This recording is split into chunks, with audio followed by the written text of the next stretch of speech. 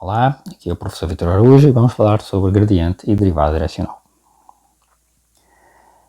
Se f de xy é uma função com derivadas parciais contínuas e r é uma curva, x de t i mais y de tj, a derivada f de rt pode ser vista como a derivada de f ao longo da curva rt. Então a regra da cadeia nos dá esta expressão que nós vimos no vídeo anterior para a derivada da função composta. Okay? Mas, por definição de produto escalar, eu posso escrever o produto escalar como o produto das normas dos vetores, dos seus fatores, vezes o cosseno do ângulo entre eles. Certo?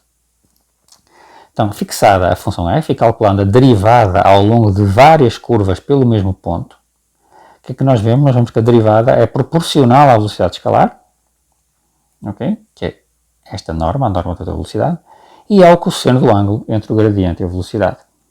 Certo? Se eu fixo o f, isto aqui é sempre igual, e se eu mudar a r, né, se eu olhar várias curvas que passam pelo mesmo ponto, eu vejo que esta derivada ao longo da curva é só proporcional à velocidade escalar e ao cosseno do ângulo. Bom, também se vê que o máximo da derivada entre todas as escolhas de curvas que passam por um dado ponto é atingido quando o cosseno de θ é igual a 1 e o mínimo é atingido quando o cosseno de θ é igual a menos 1. Isto corresponde a ângulos 0 e π entre o gradiente e a velocidade da curva. Okay? Então o máximo é atingido quando a curva tem uma direção tangente, né, paralela ao gradiente, tem a mesma direção que o gradiente. E o mínimo, com o cosseno de θ igual a menos 1, é atingido quando a curva tem direção oposta, o vetor velocidade tem direção oposta ao vetor gradiente. Okay? Isto nos leva a motivar, né? Isto nos motiva a definir a derivada direcional de f num ponto x0, y0, na direção de um certo vetor v, como este limite. Okay? Diferentemente do que acontece no caso de uma derivada parcial em relação a x em relação a y, né? Eu aqui estou movendo o vetor x0, y0 em alguma direção dada pelo vetor v. Okay? Enquanto que a derivada parcial em relação a x, eu movo apenas o ponto x0, ou seja, movo apenas na direção horizontal, e a derivada parcial em relação a y, movo apenas na direção vertical. Aqui eu estou liberando as direções, eu estou dizendo que eu posso me movimentar na direção do vetor v, uma certa quantidade h, né, e divido por h. Faço estas diferenças e vejo, né, a taxa de variação da função no limite quando h vai para 0. Isso é a derivada direcional em relação a v. Já se escreve deste jeito. Delta sobre delta v de f. Okay? Quando as derivadas parciais existem e são contínuas, quando a função é diferenciável, eu posso relacionar a derivada direcional com o gradiente deste jeito. A derivada direcional, na direção do vetor v, é nada mais do que o gradiente, produto interno, com o vetor v. Okay? Isso é a derivada direcional. Reparem que se v tiver direção, por exemplo, i, o vetor canónico i, então eu obtenho aqui a derivada parcial em relação a x. É a derivada direcional na direção do vetor canónico i. Se o v for o j, for o vetor canónico j, né, o vetor 0, 1, então a derivada, este produto interno, que é a derivada direcional, é a derivada parcial em relação a y. A derivada parcial em relação a y é a derivada direcional na direção do vetor 0, 1. Okay? Então, se v for um vetor unitário, suponhamos que o v tem norma 1, então o valor máximo da derivada direcional num ponto x0, y0, entre todos os vetores unitários, é atingido para v com a mesma direção e sentido do gradiente. É o v unitário com a mesma direção e sentido do gradiente. O valor mínimo é atingido para v com direção e sentido iguais a menos o vetor gradiente. Okay? Portanto, se nos quisermos mover do ponto x0, y0 na direção em que f cresce mais rápido, mais depressa, devemos nos mover na direção do gradiente. Análogamente, menos o gradiente é a direção em que f decresce mais rapidamente. Okay? Então, o gradiente nos diz onde a função está crescendo e onde a função está decrescendo. uma ilustração do comportamento do vetor gradiente. Temos aqui em azul um esboço do gráfico desta função aqui. Okay? E no fundo aqui, no plano x, y, nós temos o gradiente, o campo gradiente da função.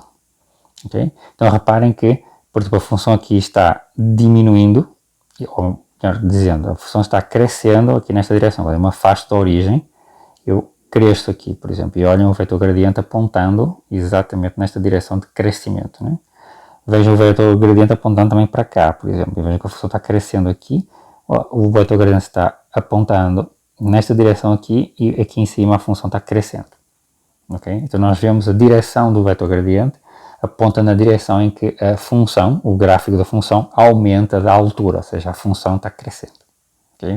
Os valores de f aumentam na direção do vetor gradiente e aumentam o mais depressa possível entre todas as direções, dado um ponto, de todas as direções que eu me posso mover, a direção dada pelo vetor gradiente é aquela onde a função cresce mais rapidamente. Com uma cela, né, temos a função x² mais y² e temos aqui uma representação do gradiente. Okay? O gradiente mostra também, temos aqui algumas curvas de nível, então o gradiente aponta, vejam a setinha aqui apontando para cá, né? Significa que a função está crescendo aqui, esta parte que está crescendo, do outro lado a setinha está apontando para cá, o gradiente aponta para o lado do x positivo, é esta subida aqui, e ao contrário, quando eu estou aqui destes lados, né, seja aqui embaixo, o vetor gradiente aponta para cima, que é a direção de crescimento da função. Exemplo, seja a função que nós vimos atrás, x² mais y², a cela. A partir do ponto 0,1, começando no ponto 0,1, em que direção nos devemos mover para que f cresça o mais depressa possível? Então sabemos que devemos nos mover na mesma direção do gradiente da função em 0,1. Ora, o gradiente desta função é o vetor 2x e menos 2yj. No ponto 0,1, isto dá menos 2j. Portanto, de 0,1 devemos nos mover em direção à origem sobre o eixo y. Ou seja, este é o ponto 0,1 e este é o vetor menos j. É nesta direção que nós temos que nos mover, nesta direção e neste sentido que nós temos que nos mover para a função crescer o mais depressa possível, né? Começando neste ponto aqui. Outro exemplo, de novo aquela função que nós já calculamos atrás, no vídeo anterior, rxi mais yj, e o r escalar sendo a norma do vetor r, do campo r. Calcule o gradiente de r e em que direção r cresce mais rapidamente. Bom, nós já calculamos o gradiente de r, já sabemos que é o vetor r normalizado, né? É o vetor r sobre a sua norma, e este delta r é exatamente o vetor unitário com a mesma direção e sentido do vetor r. Okay? E o r é nada mais do que o vetor posição em cada ponto x, y. Tá? Portanto, a direção em que o valor da função escalar da norma de r cresce mais rapidamente é exatamente a direção do vetor r. Né? O que é natural do ponto de vista geométrico, já que r é a distância à origem. Então, num dado ponto, né, qual é a direção em que a distância desse ponto à origem cresce mais rápido? É exatamente na direção oposta à origem. Né? Então, é o vetor posição desse ponto, é o vetor de 0 a esse ponto, e esse vetor é exatamente a direção onde eu tenho que me mover para que aumente o mais depressa possível a distância à origem. Claro, né? Eu tenho que me afastar o mais depressa possível da origem.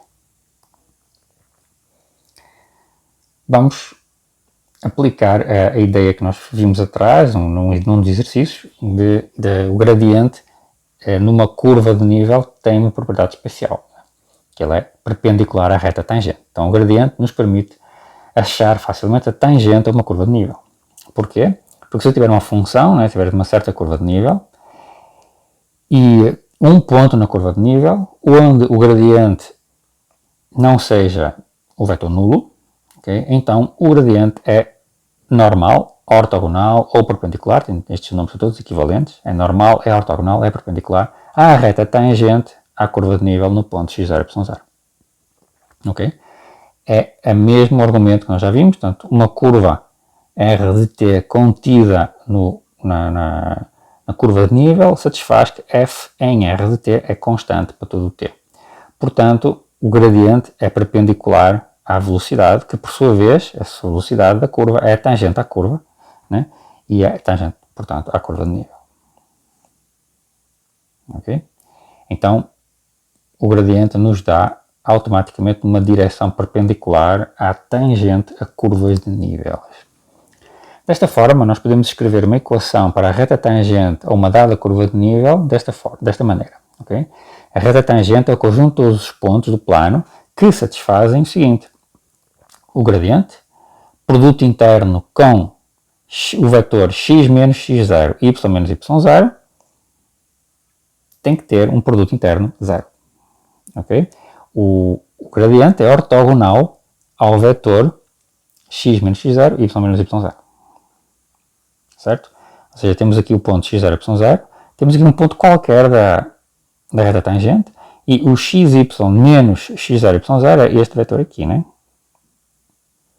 E nós estamos dizendo aqui este vetor, o vetor que vai de x0, y0 até xy, tem que ser perpendicular ao gradiente. Certo? E isso é escrito matematicamente com esta expressão aqui. O gradiente é perpendicular ao vetor que vai do x0, y0 até o xy, cujas coordenadas são x menos x0, y menos y0. Aplicações disto aqui. Acha a equação da reta tangente a xy igual a 6, no ponto 1, 6. Portanto, isto aqui é uma curva de nível, representa uma curva de nível. Então, fazendo f de xy igual a x vezes y, temos que o gradiente desta função, da função x vezes y, é yx, e, portanto, o gradiente no ponto 1, 6 é o vetor 6, 1. Então, a equação pedida da reta tangente é simplesmente 6, 1, o vetor gradiente, vezes o ponto, ora, o ponto é 1, 6, então é x menos 1 e y menos 6. O produto interno destes dois vetores é nulo. Okay? Então ficamos com a equação 6x menos 1 mais y menos 6 igual a 0.